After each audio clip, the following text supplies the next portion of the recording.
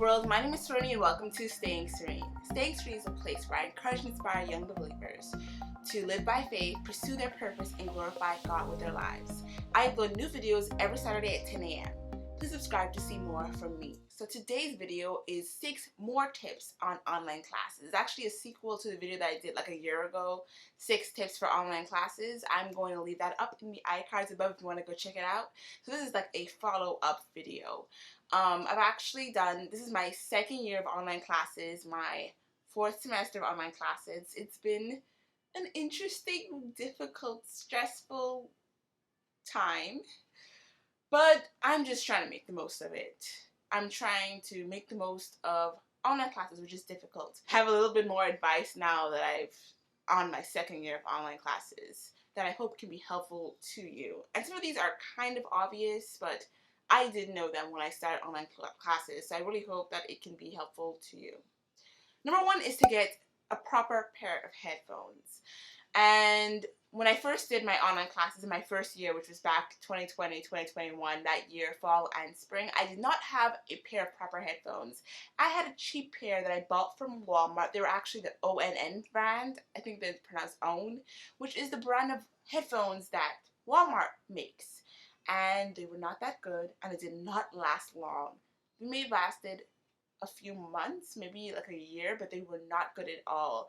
And so for this year, I actually invested in a good pair of headphones because I know now how important they are. So I actually have a pair of headphones and a pair of AirPods, which are wireless, so that I use them for my classes. And they are so very helpful because if you're like me, you have other siblings who are also doing online classes at home, and so you don't want to distract them, and you don't want to be distracted by them, and so you can put in your headphones and listen to your teacher and focus on what the teacher is saying and not on what's happening in the background. I know sometimes there'll be someone mowing the lawn, there are nosy neighbors, there's so many things that can go on that can impact you trying to pay attention in class.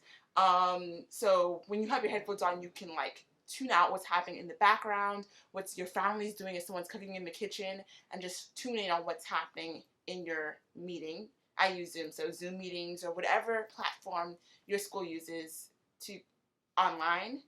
Another thing is it's really good for doing presentations, because I've done presentations at home while my other family members were home, and sometimes they were just talking in the background. And to make sure that I could hear the teacher, but the teacher could also hear me when I present, I have my AirPods in with the mic so it can pick up my voice. So that's really important because it's easy to distract yourself and those who are in the meeting when they can hear what's happening in the background. I know that sometimes you can't even put your mic on because of all the noise that's happening, but headphones, they help to tune out that noise.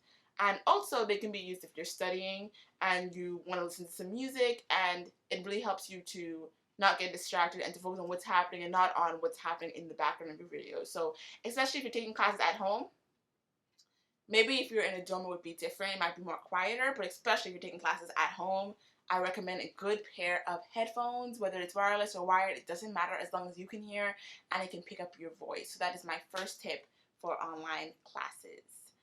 Number 2 is to take screenshots. I don't know why it took me so long to do this, but I would be sitting in class and my teacher would be going through slides, and my classes, not all of them are recorded, and not all of them the teacher provides you with the slides, or sometimes they just forget to. And so I screenshot every slide, every piece of information that comes on my screen. I just click the button, screenshot it, and boom, I have it, which was really helpful for my economics class I took last semester, because that class had a lot of slides and they were really good to study off of.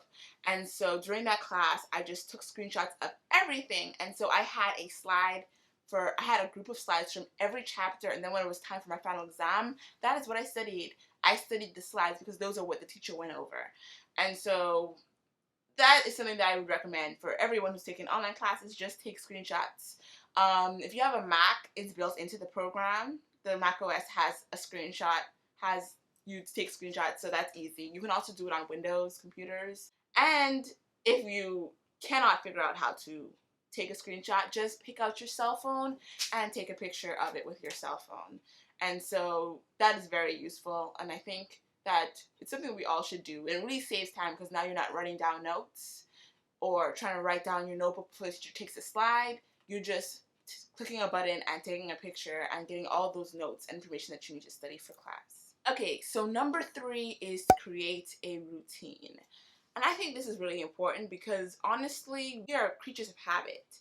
And the thing about online classes is it takes a lot of the structure out of your day. Like when you're in person or on campus, there's a certain way your day goes, and you have to go to that class, go to that group meeting, and so it's very much different when you're at home all day. And I think when you're at home all day, you're very much tempted to just do nothing all day, and you can get away with it too because you're at home, and you can easily spend hours on social media or on YouTube or watching TV or just playing games, and there seems to be no immediate consequences. You can even miss classes if you want, even though I wouldn't recommend that, but it's not as motivating and as strict as actually being in in-person classes when you have to show up. So I think the best remedy is to have a structure, have a routine for your day. Have an idea of how you want your day to go, what time you're going to wake up, what time you're going to go to bed, what time you're going to do this, that, and also make sure that you plan as well, because with online classes more than anything else, it's really easy to just waste time and do whatever you want and be okay with that, at least until the due date comes. And it's especially important for asynchronous classes because if you don't plan, you're probably not going to get anything done. So one thing that I really want to do this semester is to work on having a routine for my day, a time where I wake up and just have like some structure to my day and creating a routine that I can follow every day and get used to it. I kind of did a lot of work on my routine over the Christmas break where I started implementing things that I wanted to do throughout the day. And so I'm going to be getting back into finding my routine, finding my rhythm, my flow. And it has a lot to do with like how productive you are at certain times of day. Like maybe you're too lazy in the morning, so you have to structure out time in the evening to get work done, or the other way around. For me, I tend to be more lazy as the later it gets. So I might have to work harder in the morning and during the day because I know at night I'm not going to be as motivated and as disciplined to get what I need to get done. So the thing about finding your structure, your routine, your plan, it's all based on you and what works for you, what works best for you, and the things that you need to do and need to accomplish in your day. So that's one that I'm still working on, but I know that it's very necessary because without a plan or a structure, it's just so easy to dilly-dally, to be skylacking, to just doing whatever you want to do because you don't have a plan for the day. And I find that my day gets away with me when I don't plan. And next thing you know, it's the end of the day and you haven't accomplished anything because you didn't plan to accomplish anything.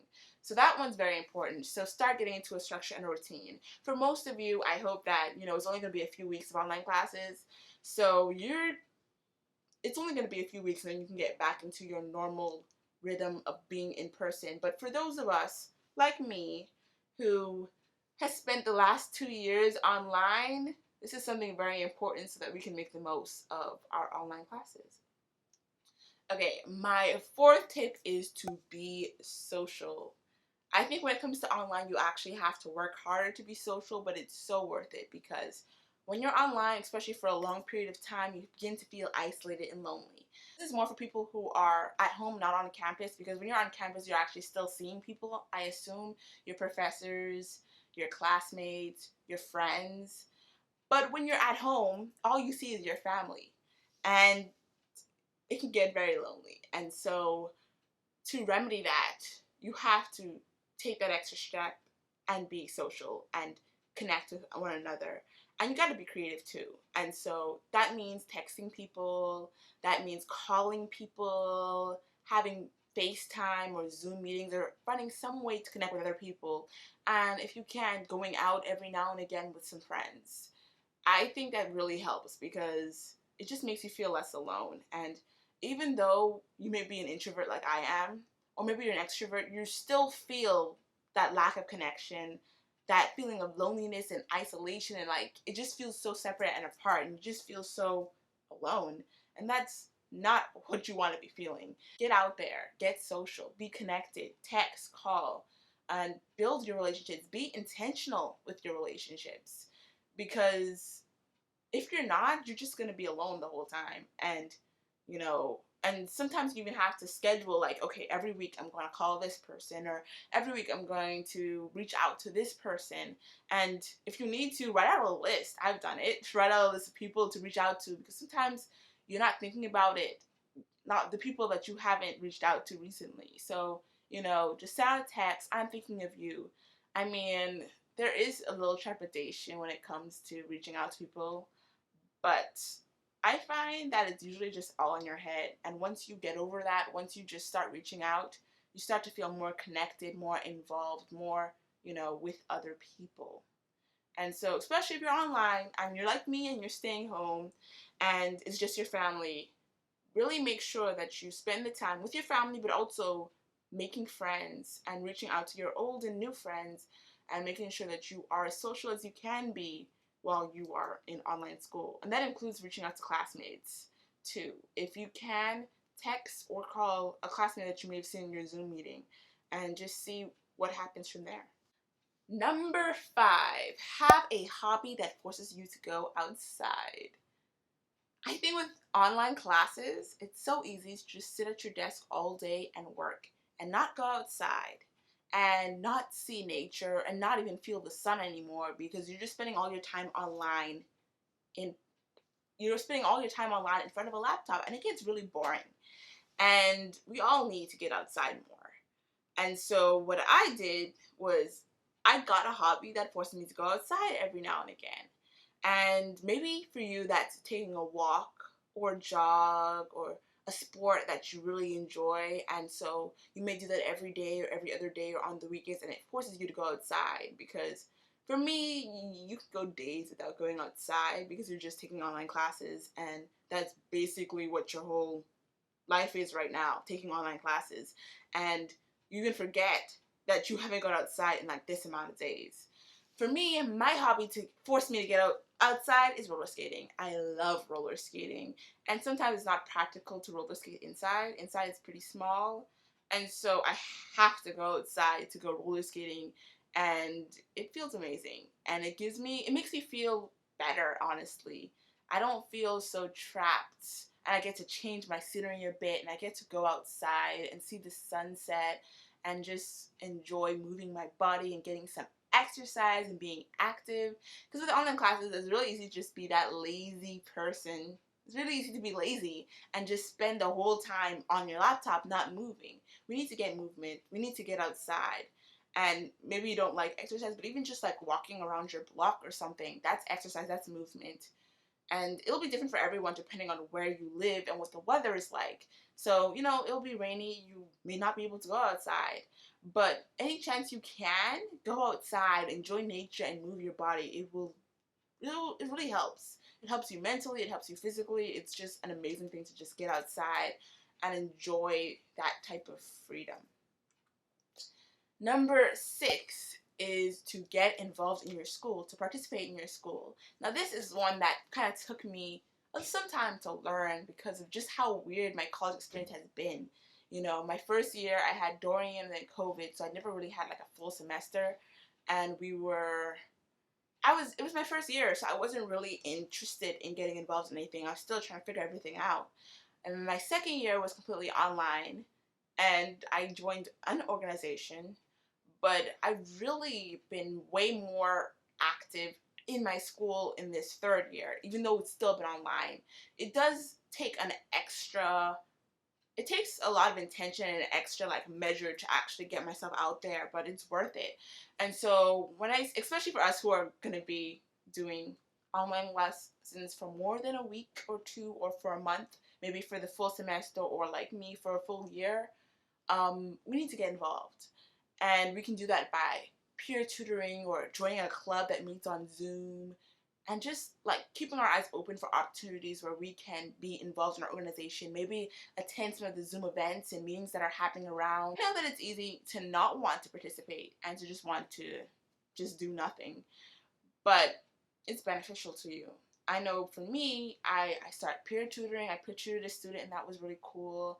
I joined the club, and we had like a few meetings of that, which was pretty interesting. I actually reached out to one of my guidance counselors. I ended up hosting a freshman seminar to the freshmen of my school, especially because we're online. So I got to give them tips on writing and encourage them and help them out, which was really fun to do. It does take an extra effort because it's not like you're on campus walking around and seeing clubs meet and that type of stuff, and you actually have to like look for information. We have a Facebook group, and so I'm always checking there to see if there's something interesting. I like helping people on there, and I really learn like about the clubs and the meetings and just things that are going on. So it helps me to be aware, and then I can, choose if I want to get involved in this club or this. I mean, there are things around, you just gotta look for them. And so I really want to encourage you, if you're doing online classes, and it's long-term especially, get involved actively in your school. Being online is not an excuse to do nothing. So those are my 6 tips for online classes. I know this is more for people who are doing a lot of online classes because that's what I'm doing. That's what my life is right now. I don't know what's going to happen next year, but I know for sure that this spring semester is going to be completely online. These are some of the things that I am doing and I'm going to do to, I guess, make it better,